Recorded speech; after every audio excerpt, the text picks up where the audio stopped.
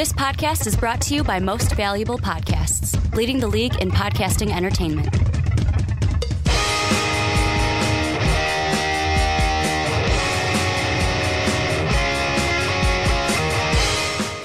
What's up, real MVPs? Ricky Widmer here, along with Sean Anderson. What's up, dummies? And this is a big one for you. Not only is this your second week on the Onside Kick, which I got to thank you for filling in for me last week. No problem. VidCon. You were also, this is a double podcast week for you. It's going to be triple. Well, yeah, triple with the fast break, but you're going to be on your fast break, on the Primetime Podcast, and the Onside Kick. Sean pulling in the extra duty work this week. I should for pull MVP. the Ricky Widmer and just do the Rick and Johnny, too. Yeah, I know, right? You should be the second person ever to do all four. And then here's what we'll do. Since we pre-recorded a graphic conversation, we'll just re-record that, have you on that this Friday, and then it'll just be on everything. You can be on Too Old the Game as well. I'm not going to do a graphic conversation because I'm not reading. Fuck that shit. Well, this is the Onside Kick, everything for football, the NFL, and we are continuing our team previews. The East is done. We just got done with that last week. Moving on into the North. Before we start with the AFC North this week, let me tell you a little bit about the housekeeping that we have at the beginning of the podcast. Number one, if you want to help support us more so than you already do, make sure to check out patreon.com/mostvaluablepodcast. You can also check our store link down below in the description. You can also get that at mvpmostvaluablepodcast.com. Mostvaluablepodcast.com, not mvp.com, because I make that mistake all the time. MVP.com will bring it to CBS Sports Network, and you don't want to do that. You want to go to mostvaluablepodcast.com. That's where you can also catch MVP each and every day. And then last but not least, please go on to iTunes, give the Onside Kick and all the MVP podcasts a 5-star rating, and then tell us why you love listening to the podcast each and every week. Sean, we're jumping into the AFC North, and how we do it, we start from the bottom, go all the way up to the top. And the first question I have with the Cleveland Browns is simple. Are they going to win more than one game or just win a game this year? I think they will win a game this year. So Browns fans can at least, breathe a deep sigh here. You got the Jets week 3. That's a very winnable game. I think you can beat the Bengals at least once this year. I think you beat the Ravens once this year. You've been very close to beating the Steelers. I know they had Landry Jones starting in that game, but you could even beat a team, again, even the last game of the season. If the Ravens have a really good season, they end up benching their starters, you can win that game. There are winnable games here on the schedule for the Cleveland Browns. Now, is it going to be a successful year where you're 500? Probably not, but anything's better than 0-16 like you were last year. Well, for me, right now, and I was telling you, I kind of went through some of the wins and losses very early. These are going to change. I saw 3 winnable games. The Jets could be winnable, or 4. The Jets could be winnable. You'll win one over the Bengals probably. And then also the Buccaneers as well. I'm trying to see what my 4th one was. Oh, the Ravens. So the thing with me with this team is the reason why I feel confident that you'll be like, not 0-16, but maybe like 3-4 wins at the best, is the quarterback position. And everyone wants to talk about Baker Mayfield. But for me, with this Browns team, the most important thing is not only have they brought in a numerous amount of good draft picks, they've brought in numerous veterans via trade. You bring in Demarius Randall, you bring in Jarvis Landry.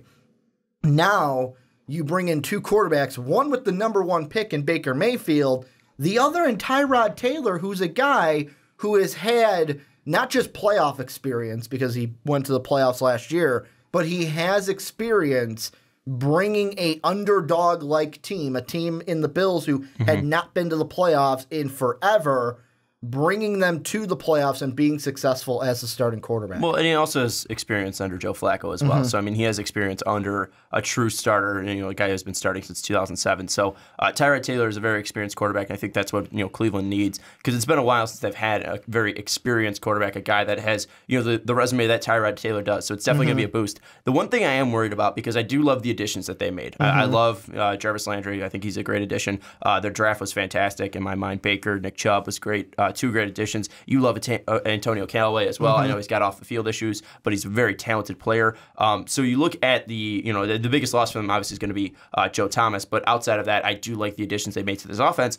But the one thing that I'm worried about is the offensive coordinator position in Todd Haley. I'm not a fan of Todd Haley. Never been. I think the guy's just an asshole, and I think he's a bad coach. And I understand that people will look at his success in Pittsburgh, but there's a reason he was fired. It's because the players didn't like him, and then also it's tough to mess up that offense when you have Ben Roethlisberger, a guy who's been in the league since 2004, when you have Antonio Brown, the best wide receiver in the NFL, and then Le'Veon Bell, who at points is the best running back in the NFL with a fairly decent offensive line. So I'm not massively high on the Todd Haley offensive coordinator hire. I know Hugh Jackson does a lot with that offense, but even then, Hugh Jackson probably shouldn't have a job right now. So, well, I was going to ask, if it's another season where they don't win a game, they win 1-2 games. I know Mark would be mad if I didn't mention it. He's on the fire Hugh Jackson train every time we talk about the Browns. I don't think anyone should be on a different train. I don't think, what has he done in his head coaching career that has been positive? In Oakland, he wasn't that great. And then coming into Cleveland, he's done nothing but lose. I mean, he's been an epic proportional loser. I mean, it's been absolutely pathetic what they've done. So I'm worried about, I love the additions that they made both on offense and defense, but I'm very worried about how the coaching staff will go in. Because even look at Greg Williams, he's had his own personal issues as well off the field and on the field related to Bountygate and everything. And I know that's well in the past as well, but I'm worried about how this coaching staff can really take this team from an 0-16 team and get them 5 or 6 wins. I think they have winnable games on their schedule. I think they're going to win more than one game this year. But it's really questioning, even though they have talent on this team, how many games can they win in actuality? Because you look last year, they were in a lot of close games. Even week 1, they were close against the Steelers. It's 21-18 game. Yeah, it was one drop pass, and if that pass isn't dropped, they win that game. Not the last game of the season. No, I thought it was the first time they played the Steelers. They should have beaten them. It was 21-18. So I don't remember the game play-by-play. I don't watch a lot of Browns games. Yeah, I just remember Browns fans being mad that the one wide receiver, I can't remember his name, dropped. I think it was like Brian Quicker, maybe something like that. Someone dropped. But then Coleman does the same thing in week 17 as well. Yeah. But they were close in that game as well. You look at the Jets-Browns game, that was 17-14. You look at the Titans game, that was a Ryan Suckup field goal that was, I think, was like a 55-yarder. They could have won that game. I mean, there was a lot of close games on their schedules. Jaguars was only a 19-7 win. You look at the Chargers-Browns, that's Josh Gordon's return. That was 19-10. The Packers one was clearly a winnable game, 27-21. I mean, they were in a lot of games last year. They just weren't able to get over that hump. I think now being a more talented team, they'll probably be able to get over some of those humps. But being a team that I don't think is going to be a very well-coached team, that's why I don't think they're going to be able to get to that 6 or 5 win mark. But again, we look at that offense, we've talked about it. Josh Gordon, Corey Coleman, Jarvis Landry, and you even look at Ricardo Lewis, Rashad Higgins, Jeff Janis as well. I mean, they have a pretty deep amount of talent in that wide receiving core that this offense, with a guy either Tyrod Taylor or Baker Mayfield, should make some noise, at least in the passing game. Well, and for me, the biggest question has to be the quarterback position. And the reason why is we talk about the coaching, we talk about Hugh Jackson, should he have been fired already? All he's done is lose in Cleveland. But this year is, to me, the most important with quarterbacks. Because my first worry, not even bringing up Hugh Jackson's name, just in general, is you bring in a guy like Baker Mayfield. And with the fans, I worry it's going to be a Tim Tebow type of atmosphere of Tyrod Taylor's your starter, he wins the job. That first mistake, week 1, we want Mayfield. Yeah, I mean, that's just a given. That's going to happen with any single team. But, like, if it was any other rookie this year, there is a polarizing popularity when it comes to Baker Mayfield, much like we saw with Tim Tebow. So can you ignore that pressure from your fans who probably want to see Baker out there? Then number 2, you showed me last year, you don't know how to work with your quarterbacks. Like DeShone Kizer, they're like early in the preseason. Yeah, we're gonna take it slow with DeShone Kizer. We're gonna work him into the offense. Not gonna rush anything.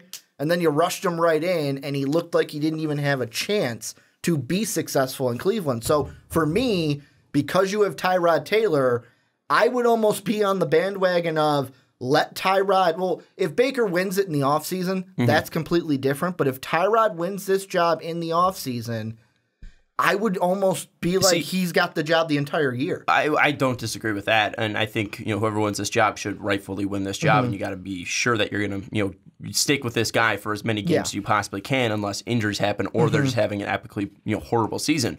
And I think with the quarterback situation, I disagree with you that that's the biggest worry because you look at them and they're both talented players. Tyrod Taylor has a resume. He's a starter in this league for a reason. He got paid the money he did for a reason. He was able to help Buffalo win games. And Baker obviously is a talented player. My biggest worries with him in the NFL draft was his character. I was worried about what he would actually be able to do in the NFL. I should say character then, not because of the players, because of how the Browns have treated the quarterback, plus just the history of Brown quarterbacks. That's what it goes back to. Is I think this is the problem with the Cleveland Browns this year is going to be the coaching. Yeah. And both offense, defense, just in general, I think they're going to mishandle a lot of moves. And I think that's going to lead them from not being able to win as many games as they should because of the talent on this team. But it goes back to just having a leader on this team, because I don't think it's going to come from the coaching staff. I don't think Todd Haley can be a leader. I don't think Hugh Jackson can be a leader. I don't think Greg Williams can be a leader. And we look at that offense, their leader for the past 10 years has been Joe Thomas. He's now off this team. So is it going to be Josh Gordon? Well, we know his history and we know his past. Hopefully he's able to get over that, because we want players like that to succeed. He's obviously dealing with something that he's dealt with for a long time, but I don't think he can be seen as a leader because he really hasn't been trustworthy his NFL career. Hopefully at one point he'll be able to, but it's not that time. Corey Coleman isn't really a guy that is demanding of that presence because he hasn't done much in the NFL. Maybe it's Jarvis Landry, but he's a guy that is very outspoken and he's best friends with OBJ. And maybe, and I'm not trying to be rude here to Jarvis Landry, but he's kind of got a little bit of a diva in him. So, he's a wide receiver. T.O. isn't a guy that you want being a leader out there. You don't want your divas leaders running. Are going to be Tyrod and Baker. Well, what I want to get to is Tyrod isn't a guy that has really commanded a presence, because even in Buffalo, he was having a good season and they throw in Nathan Peterman. I know that was dealing with money as well, and they wanted to be able to see what they had if they were going to move on from Tyrod Taylor. Well, the Bills also hated Tyrod Taylor for some reason. Yeah, that's what I was saying. Is he's a guy that does not command presence. Yeah. You want your leader to be able to command that presence and can command a locker room.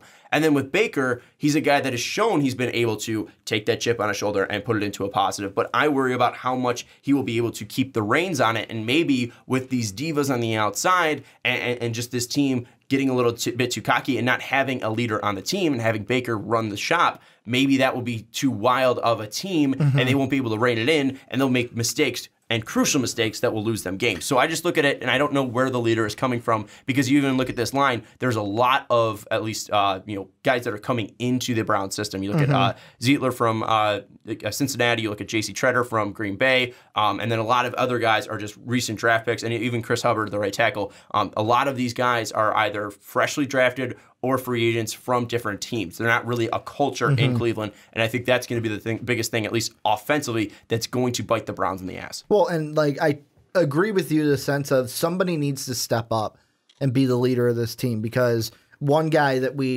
position we haven't mentioned is the running back position, where they did a similar thing there that they did for the quarterback position, where, hey, we're going to go ahead and bring in a guy from free agency in Carlos Hyde, who's a established veteran, but we're also going to go and draft a Nick Chubb as well. And running back's kind of way different than quarterback. You can manage two running backs. Yeah. Quarterbacks, you can't have a two-quarterback system. And they're going to probably be dealing with three running backs too, because Duke Johnson had a great year catching balls out of the backfield. But I mean, with the defense, I look at them and I look at who could be a leader for this team, and I wonder, is it going to be Myles Garrett in his second year? Is it going to be a guy like Demarius Randall, who he's just coming into this team like Jarvis Landry, so he might not have a big presence right away. We'll see in the offseason what happens there. And then for the offense, I feel like it's got to be, when I look at the quarterback, it's got to be one of the quarterbacks, and how I see it is Tyrod Taylor will be named the starter. I'm not going to say wins the job. I'm just going to say he's named the starter at the end of the offseason. He plays out the year as the starter. Baker takes the job next year. Yeah, I mean, without a doubt, Baker's the starting quarterback of this team next year, unless he gets injured. I mean, that's the only way Baker's not starting in the 2019 season for Cleveland. I don't think anyone's debating that, because Tyrod Taylor's contract's up after this year. So the question with this team, another question with this team is, will it just be, because it seems like a lot of people are excited. You bring in names with the draft, you bring in names in free agency. Is this going to be the classic team of like, man, on paper, this team is good, but then when you look at the win-loss, it's like, man, they're not that good. I don't know if they're a good team on paper. They're an improved team. And for Cleveland fans, I mean, you should have the expectations that you're going to win games this year.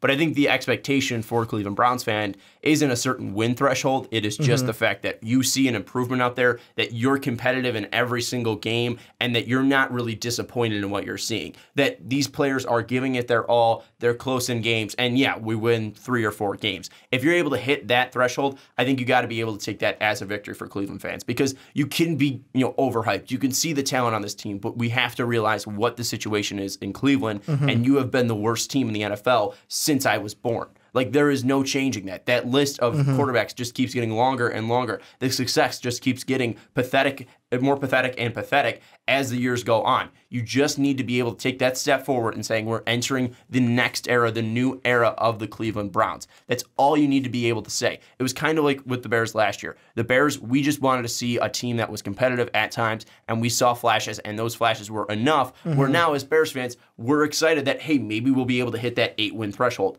It should be a gradual build-up in Cleveland. It should not be a very, balls to the wall, let's win as many games as possible this year. I mean, that should be the goal, but I mean, let's not overhype what this team could actually do. Let's not think Cleveland's a 12-win team because they added Jarvis Landry, Demarius Randall, and Baker Mayfield. I mean, this team still going to have to go through a lot of growing pains, especially early on in the season, and that just might be at least costly for this team because we look at their schedule, and a lot of those games that are winnable are early on in the season. Week 3, the Jets. That is a very winnable game. You only lost that game last year by 3 points, and they won because of their veteran leadership at the quarterback position. You're going to need to be able to get over those growing pains against the Steelers and against the Saints early on to be able to win that game. You look at the Raiders the next week. That's going to be at Oakland, but Oakland last year was not a good team. And you're I still don't coming know off what they're going injuries to be like with John Gruden. And you're still coming off injuries with Derek Carr, so you don't know what that team's going to be like.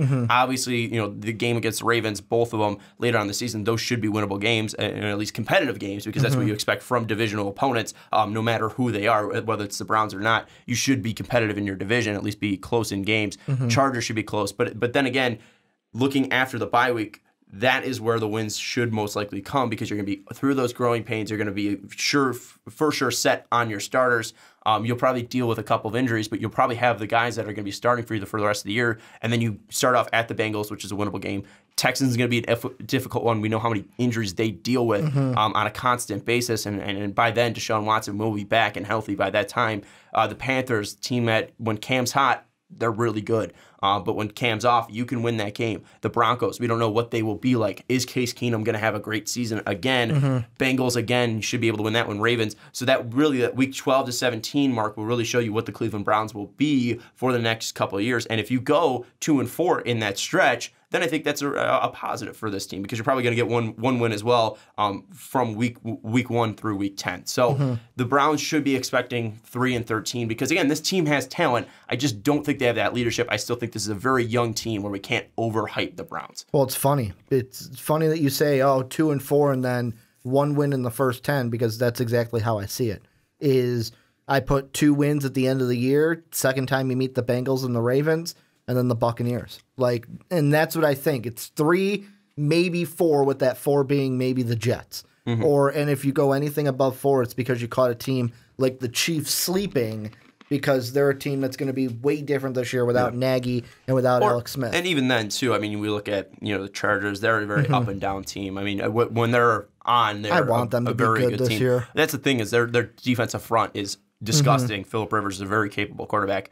It's just really that's a team that also deals with a lot of injuries on a consistent basis. So this Browns team, I just think it's kind of like when you're in a desert and you haven't had water in 20 years, and you finally see like a Coke machine like popped up there. You see the mirage, and then it comes out just being RC. Like RC Cola's not bad, man.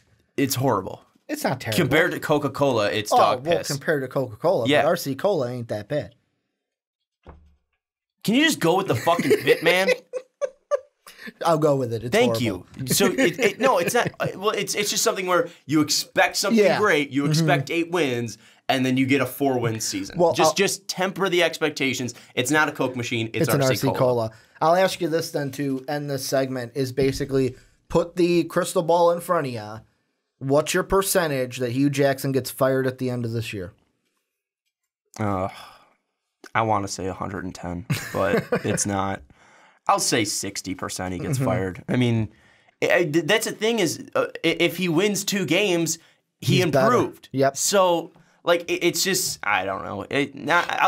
I'll say 45%. Okay. Because that's the thing is, I think they're going to improve, so I think he keeps his job still. But he should be fired. And even though Todd Haley hasn't even played a snap or coached a snap yet this season, he should be fired as well.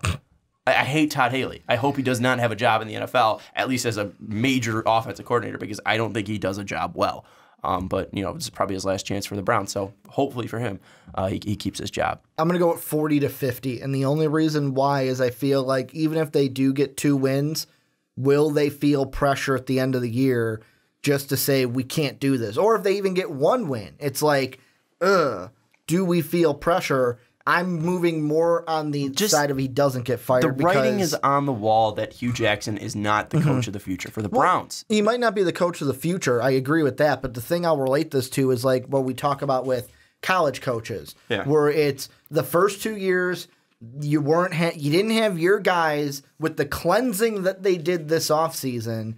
You bring in your guys through the draft. You bring in guys that you wanted to trade for. This is like year 3, year 4 of a college coach of like, all right, you have your guys in front of you. What can you do with your guys? Well, even then, I think it's tough to say that he has his guys still because they still had front office changes going through, and it's still building up because now this feels like a team that can win, and now it's in Hugh Jackson's 3rd season, and finally having John Dorsey at the helm of the general manager position, he's finally being able to bring in some talent onto this Cleveland Browns team. But I look at this. I don't think Hugh Jackson's ever going to bring Cleveland to a postseason. I don't think they're ever going to win a Super Bowl under Hugh Jackson. So what's the point of keeping him around? Get a guy that's going to work with Baker and make this offense explosive because you have talent on this offense. Every team needs a Rick Renteria before they find their Joe Madden. Every team needs that, and Hugh Jackson might be the Rick Renteria for the Browns. That's dissing Rick Renteria. He's a Dale Sveim. Swayham.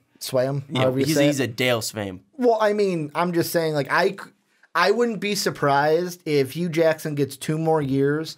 They're not that good. Yeah, they fire I wouldn't be him, shocked too. New coach comes in, playoffs. Yeah, I wouldn't be shocked either. I just think it would be a bad move to keep him that long because I think you could probably do playoffs in the next 2 years. Yeah, possibly. You could probably do playoffs next year. Yeah, because I mean, let's look at the AFC North right now. I mean, Big Ben, once he retires, it's going to be wide open. Because right now, Joe Flacco isn't special. I love Lamar Jackson. He couldn't be something special, but it's going to take him time to become into a dangerous starting quarterback. Yeah, and he's got to deal with Joe Flacco being a little diva. Yeah, and right now, I don't know about Joe Flacco. I don't think if a guy's coming in saying, "Hey, I'm taking your job," you're gonna be like, "I won a Super Bowl ring. Back off, buddy." Also, I'm getting paid more than you. Like, I don't think it's him being a diva.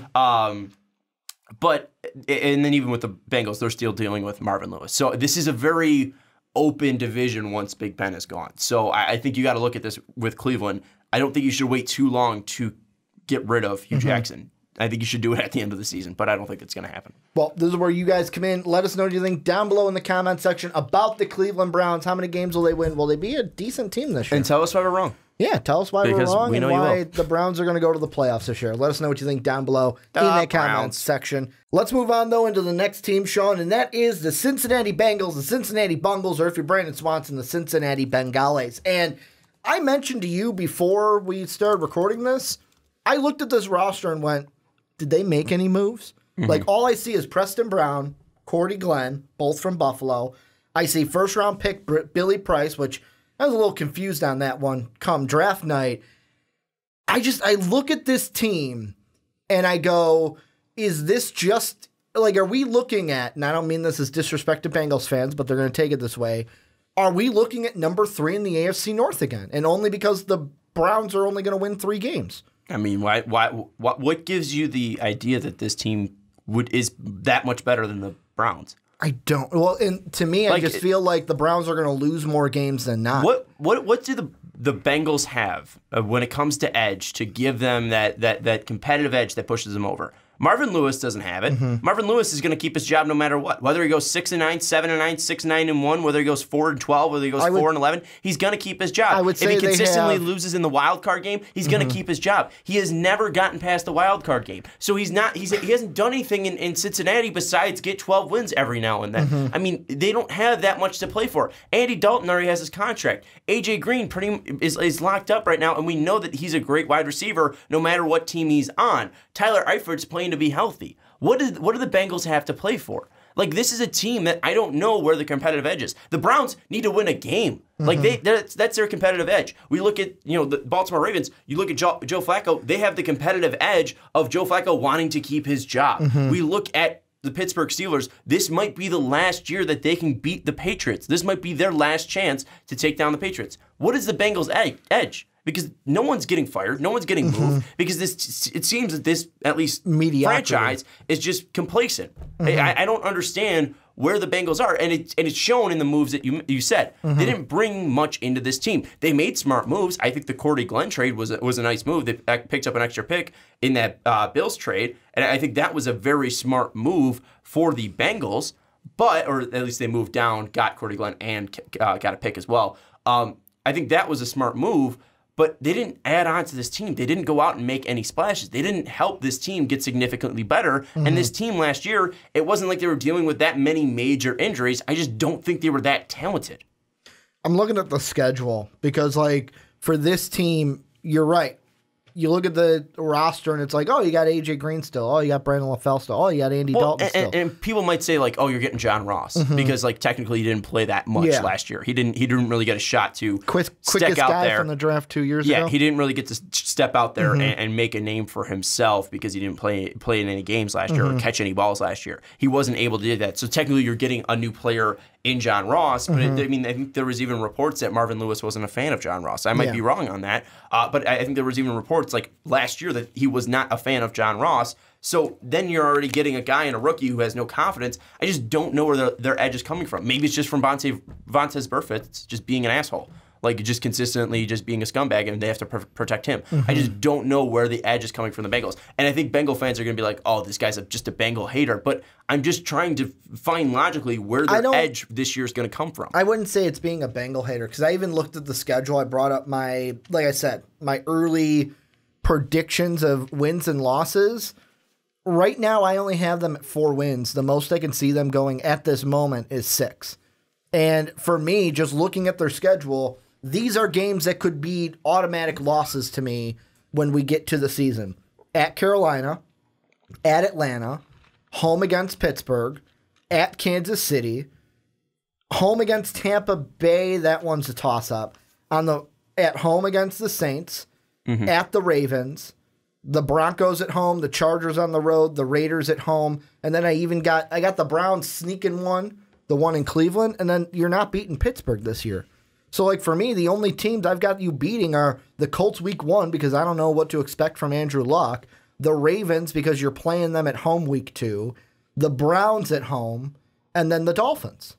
Those are the only, I wonder if the schedule with the teams that they have, if the competitive level is just going to be more than they are at, and they're a 5-4-win team. I think it's probably a 5 or 4-win team because even looking at last year, their defense, which is typically probably their best part of their team, or at least they're typically a well-balanced team, their defense was middle of the pack to even lower than that because you look at yards allowed per game, I think they're at 18. You look at points allowed per game, they're at 16, which is right dead middle. And then you look at their giveaway takeaway differential, and they were near the bottom of the league with a -9 differential. So and we look at Andy Dalton, we don't think Andy Dalton's a top 10 quarterback and even close to one. He had a couple good years, but I don't think he's going to come back to that level of play. We look at AJ Green. AJ Green has some nagging injuries that consistently are around, but really, what are the other targets on that team that are going to take away from AJ Green? Because Brandon LaFell's fine, but he's not a next level player. We look at John Ross. We don't know if he's going to get that much playing time, and we look at Tyler Eifert, a guy that I really love, I root for, but he's consistently injured. He's a Golden Domer, right? Yeah, he's a Golden Domer. Yeah. So he's consistently getting injured. And we look at this running back position. Joe Mixon was a guy that people were really high on, but he didn't have that great of a rookie year. I mean, he was just a rookie, so we'll see what he does in his second year. But I don't know where the playmakers are outside, at least offensively, outside of A.J. Green. And I think that's a problem because teams can focus in on A.J. Green. Well, and let me just put it this way. Here were the teams that they beat last year. Cleveland, which you should beat Cleveland. There was no problem about that. You beat Buffalo at home. That was only a 4-point win.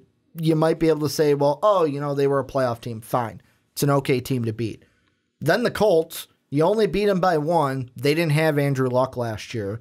Then you've got at Denver. You only won by 3, and that was a team that didn't have a quarterback last year. They got a quarterback this year. I mean, Case Keenum might not be the level he was last year for a team, but even if he's decent, he'll be better than anything the Broncos trotted out there a year ago. Then you beat Cleveland again, but Cleveland scored more points on you this time, and you had one less. And then you had later in the year a Detroit team that really had nothing to play for because they weren't going to make the playoffs. And then to me, the only quality win you had all year was the last game of the year in Baltimore because you went into Baltimore and you played playoff spoiler to the team that was right above you in the division. And I will give the Bengals credit. That was one fucking hell of a game. That was a really fun game to watch because that was an absolute blast. But I agree with you. I mean, the Lions, I think it was a good win. And I know you kind of discredited it, but I think the Lions was a good win. The Ravens one was a good win. I think the Bills one was a good win as well in Week 5. But obviously they were dealing with troubles as well. But I mean, and you look at the losses too. I mean, the Jaguars, they got blown up by the Jaguars, 23-7. You look at most of the Steelers games. Steelers beat them 29-14, and they beat them 23-20, which was a close game. But you even look at that Bears game the next week, 33-7. I mean, the Bears sucked. The Bears beat the Bengals by almost the same margin that the Vikings beat the Bengals by. Yeah, next week, but you get trounced by the Vikings, 34-7. The Bears did it on the road where the Vikings did it at home. Yeah, so I don't know where this team is going to come from because I think their best, the outside of A.J. Green, the best thing about this team is going to be this pass rush because Geno Atkins is a monster in the middle. Carlos Dunlap is a really good pass rusher, and I think we also you can't sleep on the kid from Auburn, Carl Lawson. Had a real nice season last year, 8.5 sacks.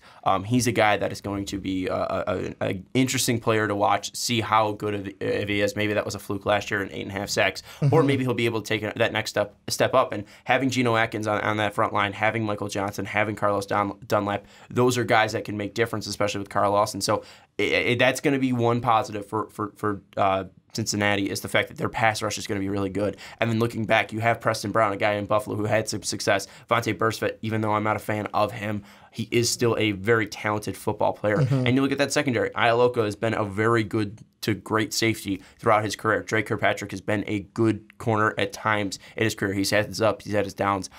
So, I mean, this defense should be fine.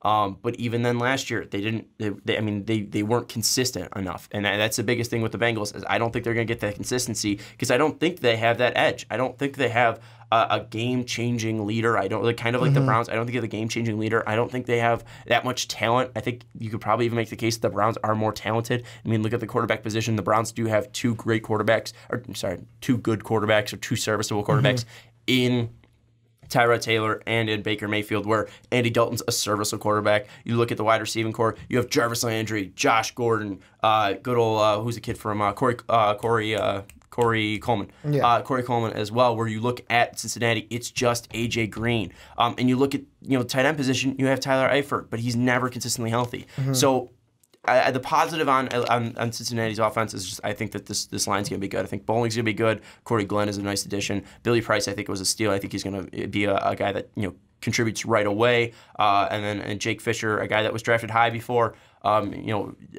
Eric Fisher, but Jake Fisher still a good lineman as well. So I think that their line's going to be decent enough, but will they be able to open up holes for Joe Mixon? There's a lot of question marks, I think, just with this Bengals team. Maybe they get to 7 wins again. Maybe they get to maybe even 9 wins and possibly sneak in as a wild card. But I don't think they have that edge. I don't think they have that next level playmaker that's consistent enough because A.J. Green has been fantastic. A.J. Green's a top 5 wide receiver in the league, but even 2016, he dealt with injuries and barely eclipsed or just missed 1,000 yards. And last year, he played all 16 games, but he just got over 1,000 yards and only had 8 touchdowns. So A.J. Green hasn't been able to be consistent enough, and maybe it's just because he's in this Bengals offense where there's not enough playmakers to take away from him.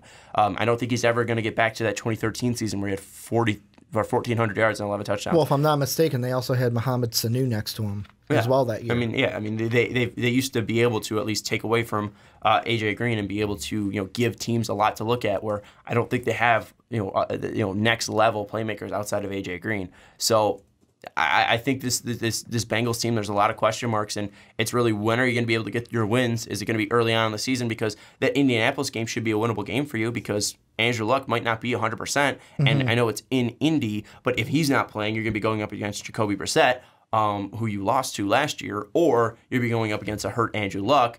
But even then, Andrew Luck might be having that next level edge because he wants to prove that he's still a great quarterback in this league. Then you look at the Ravens. We know divisional games are going to be tough no matter what. You can't really give an edge to any team. They're going to play up for the division. Well, yeah, you're not going to give an edge to either team. Yeah. I mean, this could be a team that goes 3-3 in the division, 4-2 in the division, 2-4 in the division. It's really you're probably going to favor the home team no matter what the team is. But I mean, outside of that, you do have a tough schedule because you're playing at the Panthers, at the Falcons. Then you host the Saints, but the Saints are one hell of a team. Yeah. You look at the Broncos. That's at home. That's going to probably be a winnable game there too. But you're going to Arrowhead. You're playing the Bucs with Jameis back. So there's a couple toss-ups in this season, but I don't know if there's any for sure wins outside of one Browns game. Well, and for me, you talked about inconsistencies, and the thing it comes back to is coaching. It's weird that for the Browns and now for the Bengals, it's all coming back to coaching. And one thing I will say is that 2013 season that you mentioned, the next best receiver yards-wise was Marvin Jones, who had 712. He was a really good then player. Giovanni Bernard, then Jermaine Gresham, then Mohamed Sanu, then Tyler Eifert, and also on that team played 10 games, Dave's boy from Ohio State. Oh, Dane Sanzenbacher. And one thing, too, about Cincinnati, I mentioned that there's probably more toss-ups on the schedule. They boast the third easiest schedule in football. Really? Yeah. According to NFL.com. That's weird. But I look at it and I don't know where the wins come from because I don't think this team has that next level talent. Well, I mean, the only thing for me, maybe it's because they play the Browns and Ravens 4 times, but I mean, and the Chiefs, we don't know what we're going to see from them this year, true. but Bucks, in Arrowhead, Yeah. Bucks, I don't know what we're going to see with Jameis Winston, but he'll be back for that game. Yeah. The one that's and I know this isn't the Bronco Dolphins preview. too as well. The thing I want to mention about them, because they do play the Bengals again, they're a team that got their quarterback in free agency and then added a pass rusher to that defense that many thought the Browns should have taken in Bradley Chubb. So, I expect that team, how many wins do I have them with? Yeah, I have them 12-4 right now, which might be a little high. Way too high. But when you have a good quarterback and you've got a good defense, you can go to the playoffs. Where do you have the Chargers going? The Chargers right now, 9-7. They should be 12-4. 12-4. Well, Broncos. I mean, you have a good quarterback already in Phillip Rivers. And I know that's where the schedules West, come in. But And I mean, the Bengals, the thing I wanted to ask is, you mentioned consistencies. And I ask this every year. I'm kind of getting tired of asking it because... Please don't ask me if Marvin Lewis should be fired. No. I'm not saying he should be fired because he should have been fired long ago. But the question I was going to ask you is, if you're a Bengals fan, put yourself in a Bengals fan's shoe. No, don't worry. They're not watching anymore. Are you basically looking at this going, this is our own fault? This is what we get. Well, not fans, but this is what the team gets for not moving on from him either of the seasons. 2016, all right. You came off of a playoff, consecutive playoff appearances. I get it. But then it's last year, all right, 7-9 again.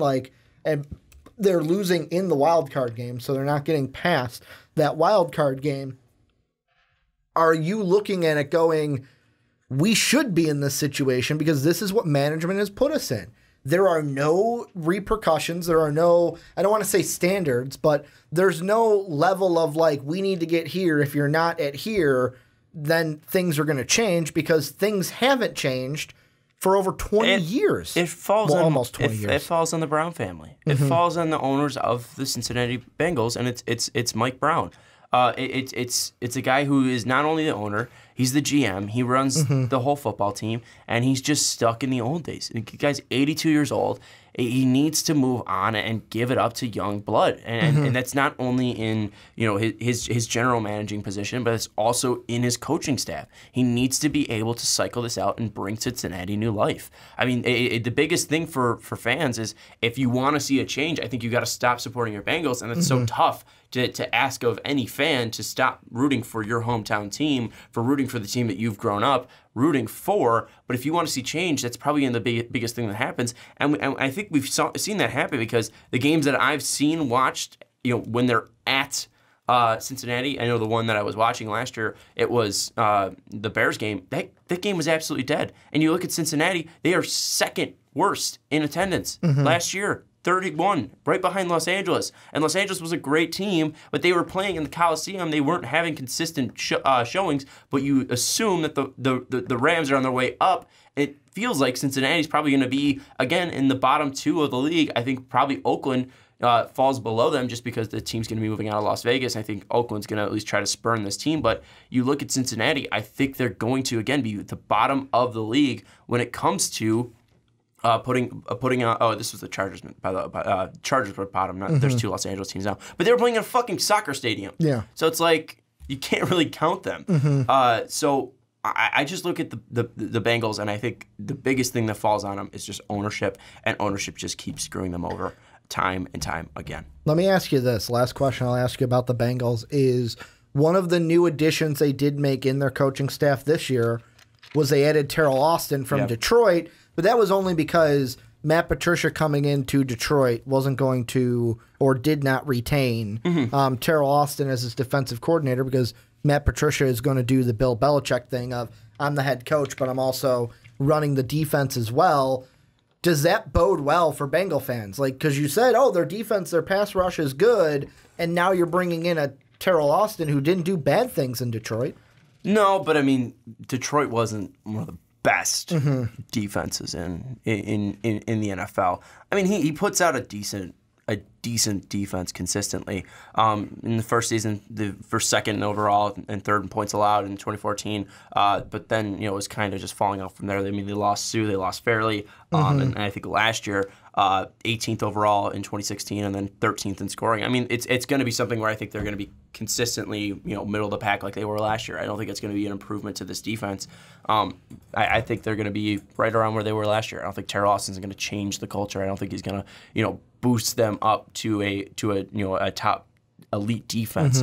I think it's going to be a change that's going to keep them exactly where they are. I just find it funny that the Detroit Lions did exactly what the Bengals probably should have done, which they could do at the end of this year, where you've got Marvin Lewis 6-9-1, 7-9, and then this year will be his 3rd year.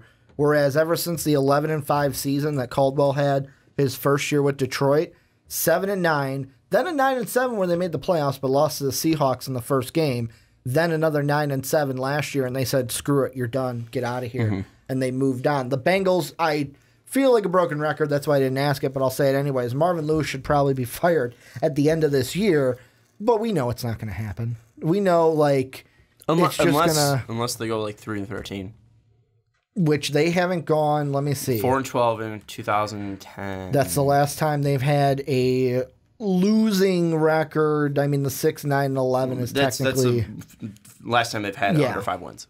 Yeah, exactly. It was that, and then 2008 are the only years that he's had. But Bengal fans, let us know what you guys think down below in the comment section. They're not watching anymore. Let us know what you think of your Bengals this year. How many games they're going to win? Will Marvin Lewis get fired? What do you think? Let us know down below in the comment section. Let's move on, though, Sean, into our next team, and we're talking about the Baltimore Ravens. And this one's easy. First question to where, I'll be honest, I had to re-record this because I accidentally said Lamar Miller instead of Lamar Jackson.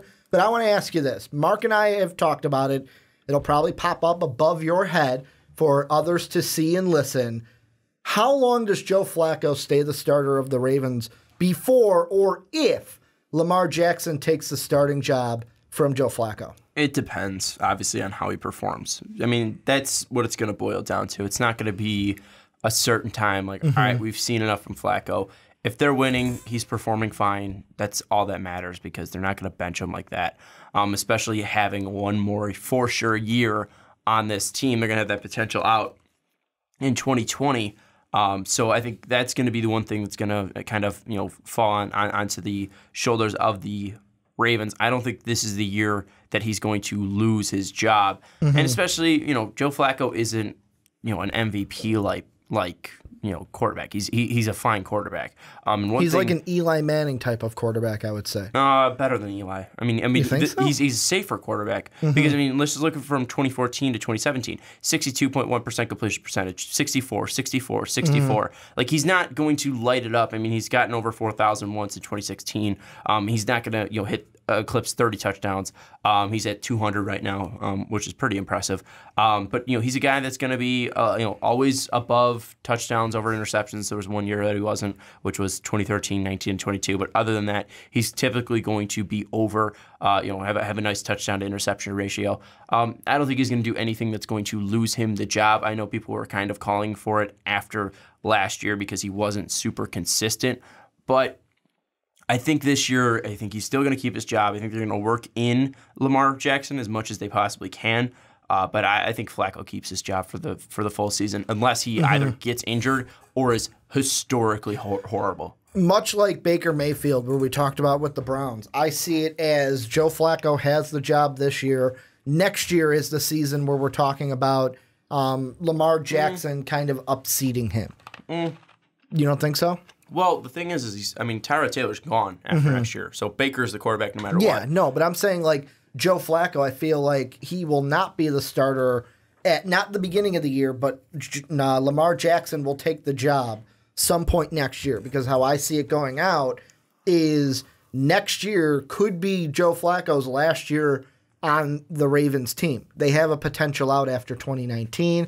Then he's got 2 more. Well, no, it's right before the 2020 season is when the out happens. So so he's got 2 more years on his contract, is what you're saying. Yeah, this year and next year. Okay. And then after next year, they could get rid of him. I kind of see it going that way because why would you trade up for Lamar Jackson just to keep Joe Flacco 4 years? We've talked about Lamar Jackson. He needs more time than 1 year. Exactly, so and that's why I don't think this we're talking. Year, But that's why I don't think we're talking about next year in 2019.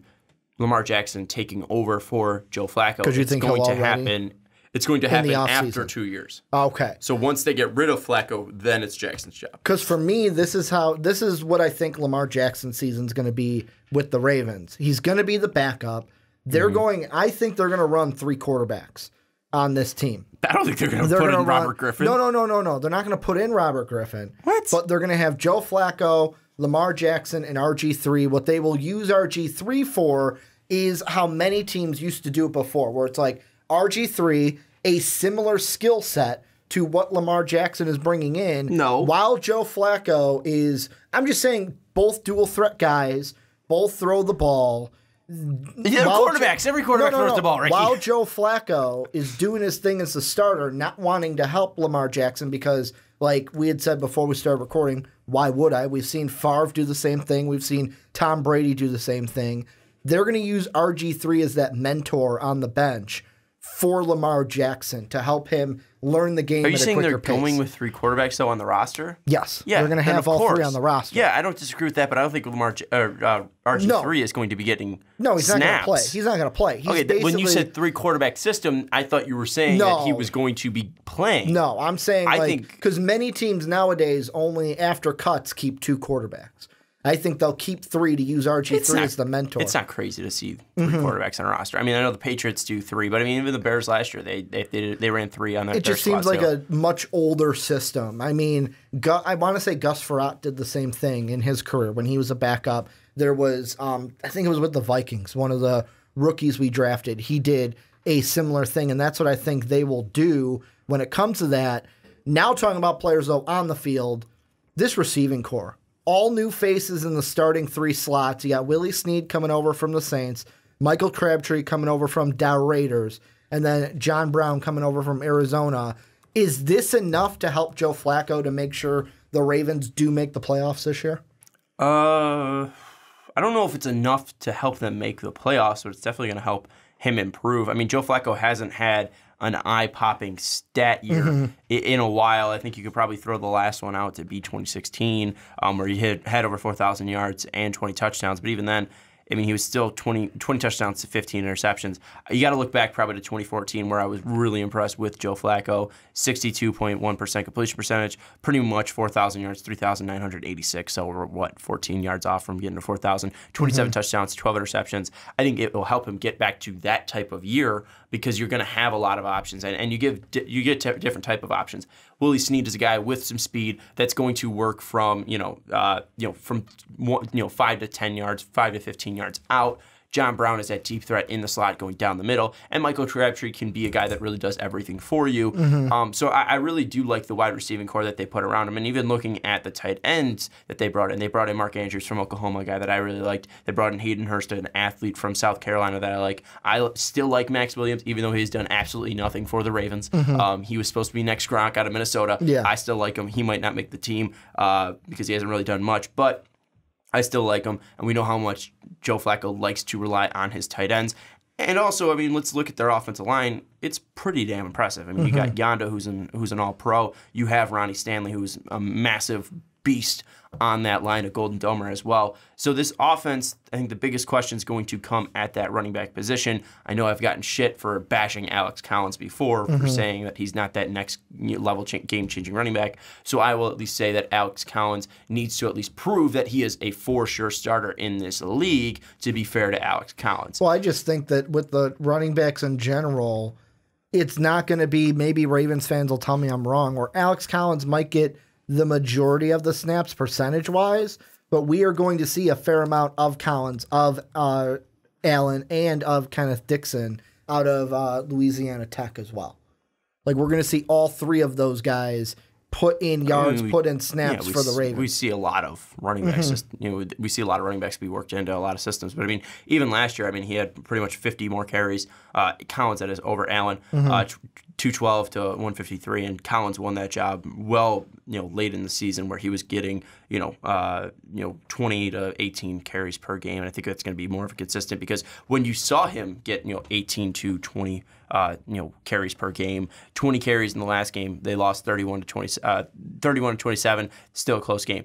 He gets 18 carries against Indianapolis, 23 to 16. He gets 18 carries against Pittsburgh, 39 to 38 loss, and that was a crazy game that was in Pittsburgh. Then you look at 20 carries against Green Bay, 23 to nothing win. Then you look 18 carries for Alex Collins, 40 to nothing win over Miami. So I think the biggest thing for the Ravens is you got to really establish a running game and establish a running back. And I think I think Collins has really won that job for sure, and I think he's going to get the majority of the snaps. I mean, we're going to see 3 running backs, but by the end of the year, Collins is going to lead the rushing attempts for the Ravens by far, unless he gets injured. This is one of those seasons where AFC North, I haven't said this yet, where if there's a changeup, the only changeup we see is the Browns and the Bengals flip.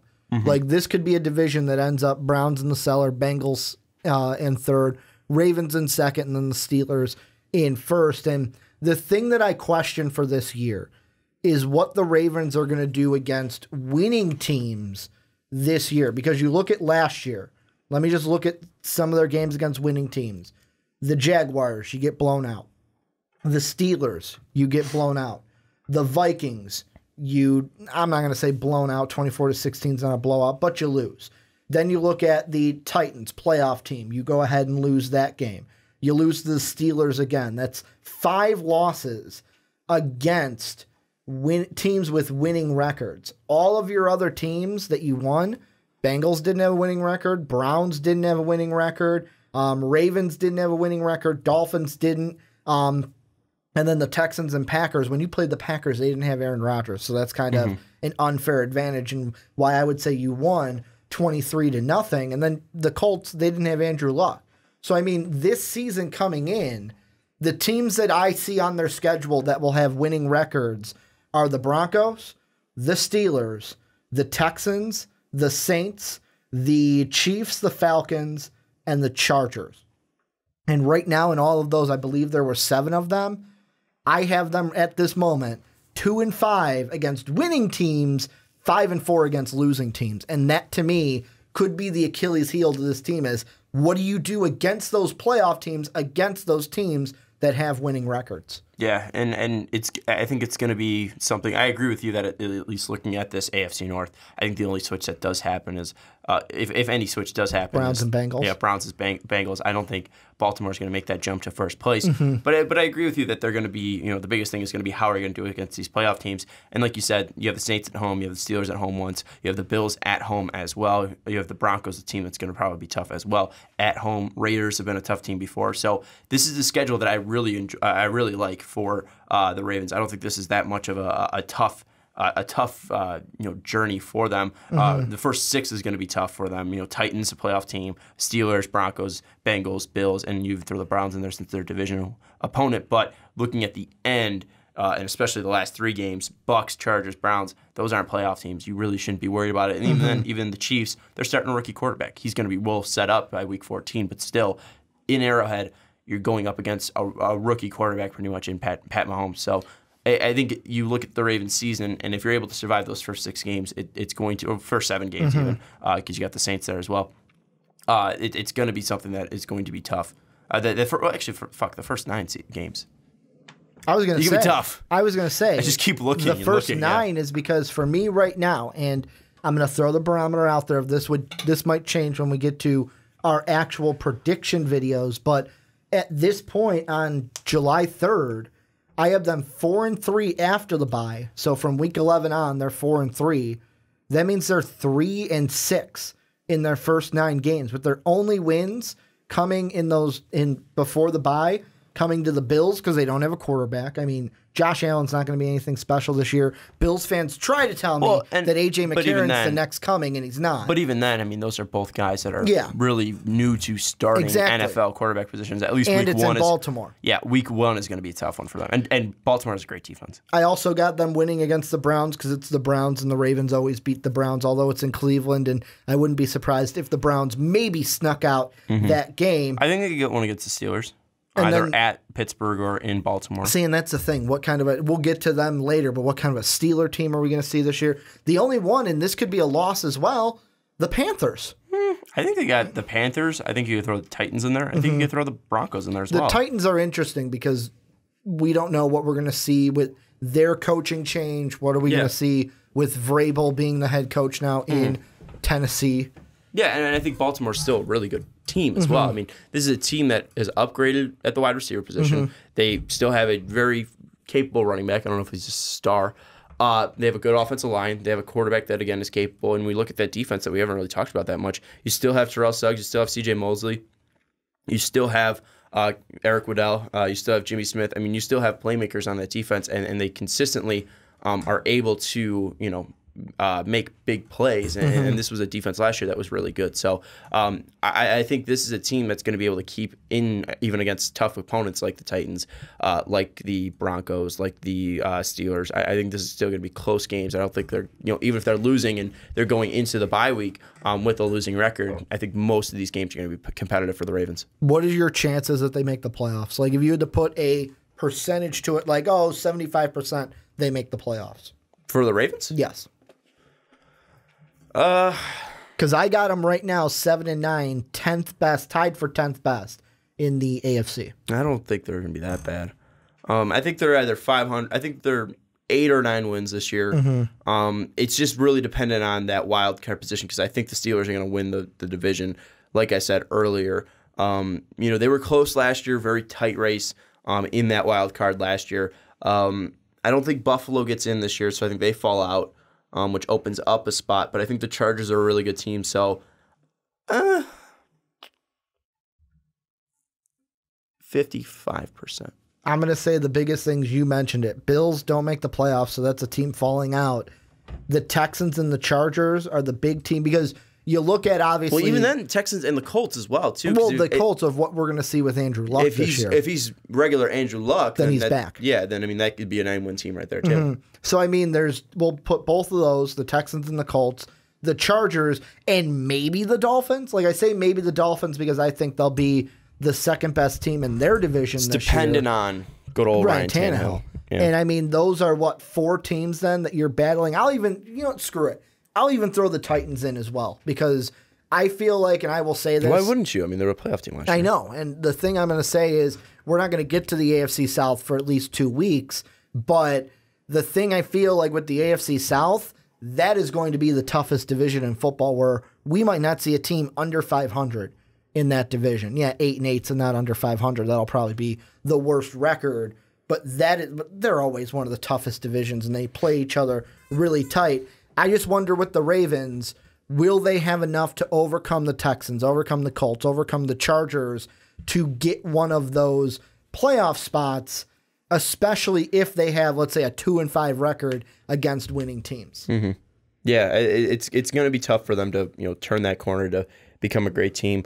But even then, if they win their division, they go 5-1, 6-0 in their division, then maybe we're not really worried about those playoff teams because you're going to have the edge over Pittsburgh. I mean, that's a big what if they're able to go 2-0 against Pittsburgh. But if they're able to turn that tide and then they go 6-0 there, I mean that's 6 wins right there, and we feel like they're going to be able to beat the Bucs. We feel like they're going to be able to beat the possibly the Chargers, the Chiefs, the Raiders. So there's your 9 wins right there. So the division's going to be huge, I think, for Baltimore. Well, this is where you guys come in. Let us know what you think down below in that comment section. How many games are the Ravens winning? What are you excited for? What are you not excited for? And what do the playoff chances for the Ravens look like in 2018? But Sean, let's close out the podcast looking at your favorite team, the team that Sean loves the most, being a Patriot fan, and that is the Pittsburgh Steelers, closing it out with the team that finished numero uno atop the AFC North last year. Here's the first question I want to ask you to start this preview. It has to do with Le'Veon Bell. Mark and I talked about this many moons ago, it seems like, at the beginning of the offseason, whether or not he will be back in a Steeler, well, not back in a Steeler uniform, but will a long-term deal get done? I want to ask you, we're now, 13 days away from the deadline to sign a long-term deal? According to ESPN, Le'Veon Bell is confident a long-term deal will get done.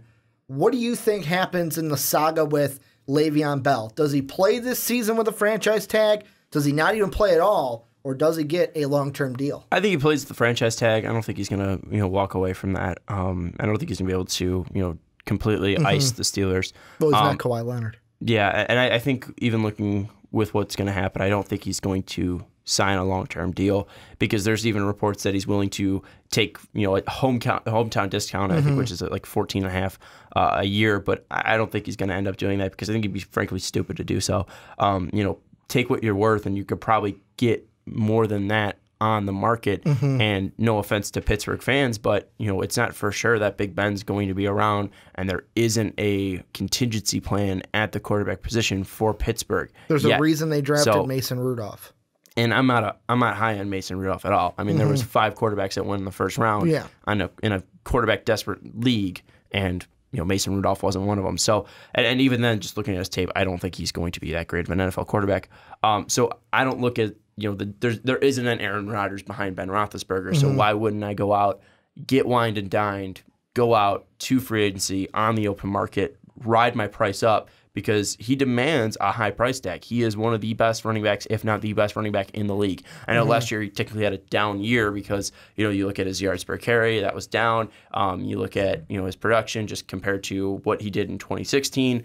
If you extrapolate that to a 16-game season compared to what he did in an actual 16-game season, his numbers were down, but he was still great. He was still massively effective. So I think he'd be stupid to settle less than that because we know, especially with running backs and how that 30-year-old mark for running backs is pretty much that sign that you're pretty much going to go downhill for that.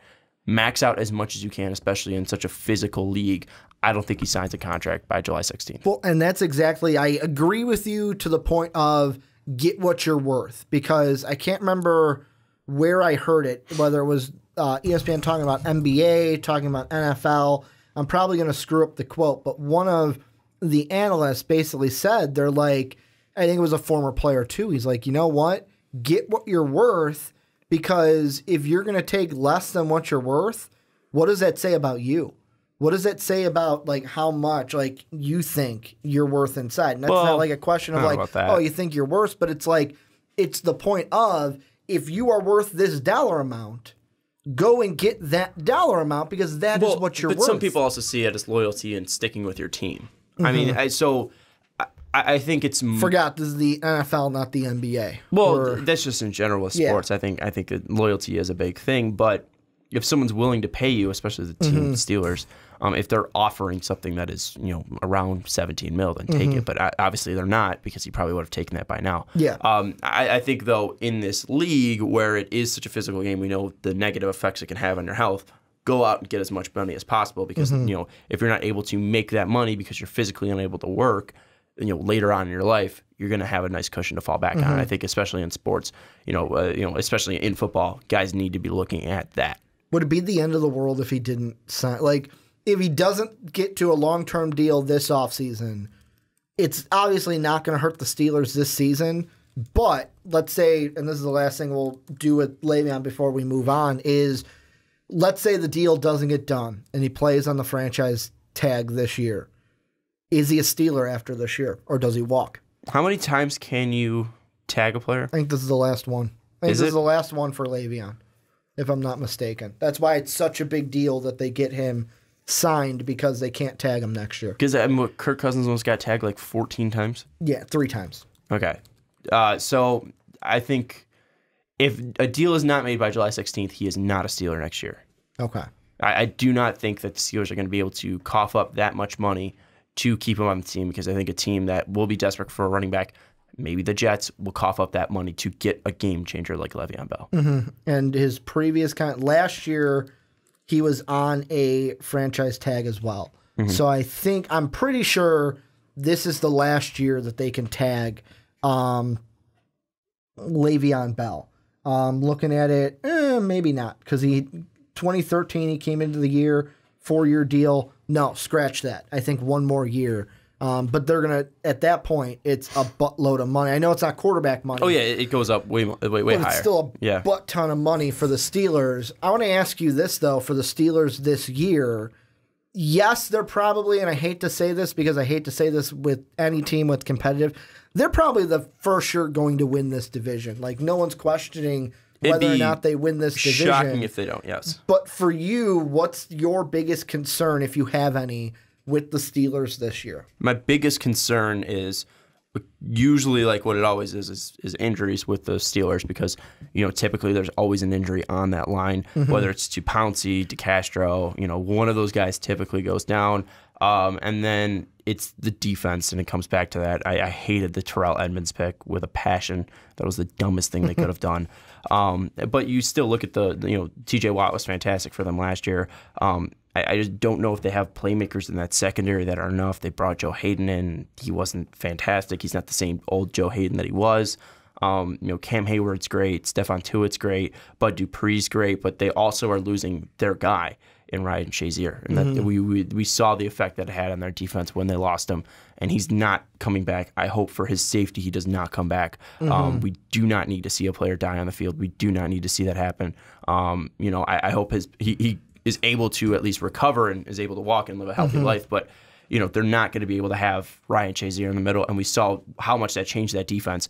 So the biggest question will be the defense and how will they be able to gather around not having Shazier because we know the offense is going to be disgusting no matter if anyone on that offensive line gets hurt or not. You're going to still have Big Ben. You're still going to have Le'Veon Bell. You're still going to have Antonio Brown. You're still going to have Juju as well. It's just going to be that question of the defense. How much is the loss of Ryan Shazier going to linger into 2018? At the worst, this is a 5-loss team. Like, at the worst, they're 10-5 or 11-5 for me this year. Right now, I have them as either, at this point, I have them at 14-2, 13-3 is what I could also see, and that's only because, Sean, cover your ears, I have them winning the Patriot game in the regular season. Dumb. To me, they won it last year. I know it was a fluke catch call that had them win that game in the regular season, or did they? The Patriots won. That was the fumble of Jesse James. I know that the playoffs, they can't beat the Patriots worth of crap, and that's the question for me with this team. The regular season, like this team for me, I'm going to compare it to the NBA. They are almost like, if I'm a fan, I'm almost Golden State Warrior level when it comes to the regular season, where it's like, what injuries can happen, but if everyone stays healthy, whatever. We're going to the playoffs. We're going to be number 1 or number 2. And for me, then the question becomes, when it comes to the playoffs, can you beat the Jaguars? Can you beat the Patriots? They have 8 for sure wins. I mean, they're going to beat the Browns twice. They're going to beat the Bengals twice. I'll throw one of the Ravens up as a toss-up, but they're going to get another win from the Ravens. The Raisins. They're going to beat the Bucks. They're going to beat the Broncos. They're going to beat the Raiders as well. So I think that adds up to 8 wins right there for the Steelers. I have them 10-0 to start the year so far. And I mean, the Falcons... Really? The Falcons could be a loss, and the Saints could also be a loss. Falcons could be a loss. Chiefs could be a loss. The Chiefs, I think, without Alex Smith and Nagy, the Steelers have a much better. They have a better chance of winning it, but I still think that Pat Mahomes. I mean, if this kid is what we heard he's going to be, I mean, they could throw the ball left and right, and Kareem Hunt is a monster back there, and their defense is fine. They're not losing the Bucks as well because that's going to be without Jameis. So I think the Falcons, they can definitely lose to the Falcons, which is with that high-powered offense if they take that jump under Sark. And then they play the Ravens twice too, so I think they can lose there. I don't think they're undefeated going into Week 10 though. But they're the Panthers game's gonna be tough. Jaguars obviously gonna be tough. I think that Chargers one could be a mess because of how much pressure they can put on the quarterback. Patriots gonna be a close game, tough game for them, and obviously the Saints too. So I think it's probably gonna be a 12 to 11 win team, like you said. I think it's gonna be consistent what we see with the Steelers because they have so much talent on this team. The big question though, and this is the one we'll answer because I'll bring back my Golden State Warrior analogy. Can this team, because looking at last year, did they make a ton of moves to make them vastly different from last year? I don't think vastly different from last year is in my mind. Is this a team that can beat either the Jaguars or the Patriots come playoffs? Because we know the Mike Tomlin, Bill Belichick. Mike Tomlin can't beat Bill Belichick in the playoffs.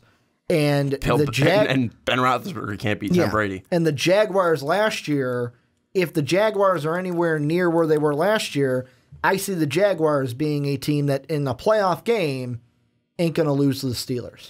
And this is as of December 14th, 2017. I want to throw this out there just because, July. Oh, you're saying December 14th, 2017. Okay. This is again going up against what's it called?